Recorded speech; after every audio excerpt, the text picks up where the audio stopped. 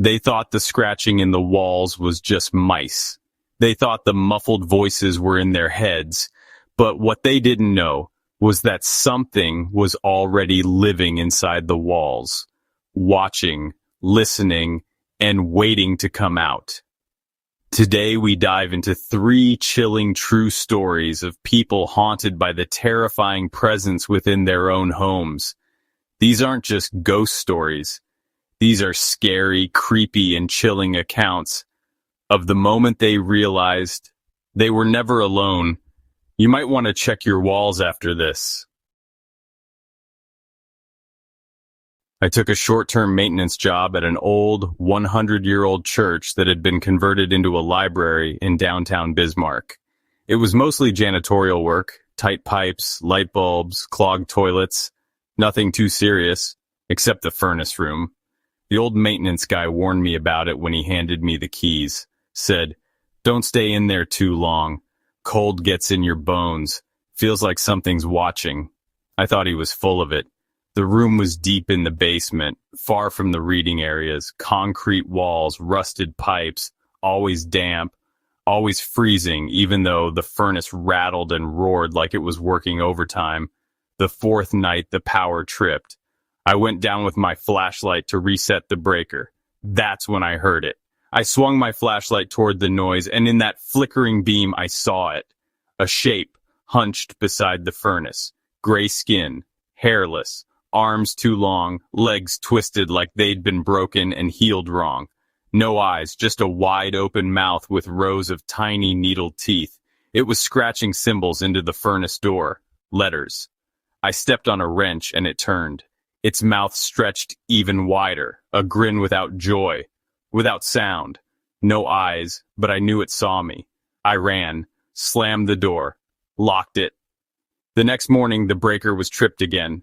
When I checked the furnace, fresh scratches were carved deep into the metal. They spelled, "Stay." I did not. I quit that week. I grew up in the oldest standing house in Jonesborough, built before the Civil War, just off a cracked road lined with crumbling oaks and rusted fences. The foundation was off. The floors tilted. The windows leaked cold air, even in summer. And under the laundry room was a crawlspace, stone-lined, sealed with an old wooden hatch bolted shut. My dad said it was just for moisture control, but we never stored anything down there. It was always cold, always smelled like wet dirt. Then the scratching started. I was 13, lying in bed late one night when I heard it, underneath me.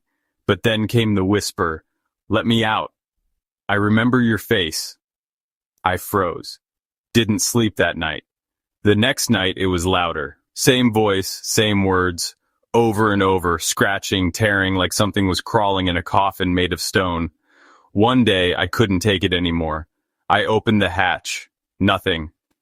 Just black soil and the stale smell of something long buried. But inside the wooden underside of the hatch were names, hundreds, carved by fingernails, scratched deep into the wood, all different sizes, different handwriting, and one of them was mine. We moved a month later, but some nights, even in my new home, I hear it beneath the floor. "You left me here."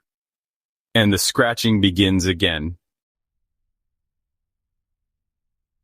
In 2020, when the world shut down, I took my unfinished manuscript and disappeared to a rental cabin outside Ely, Nevada.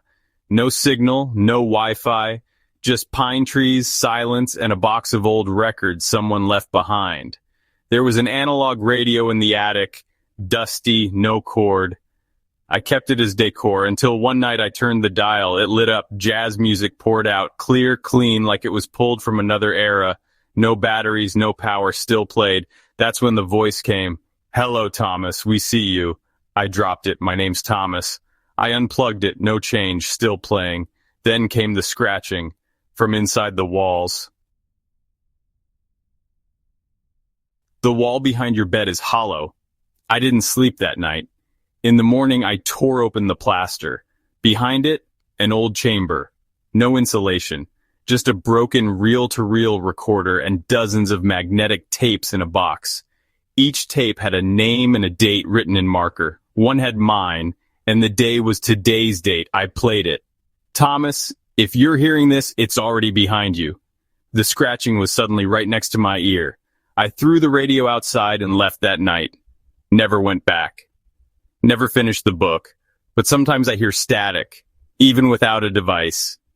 And my name whispered from nowhere.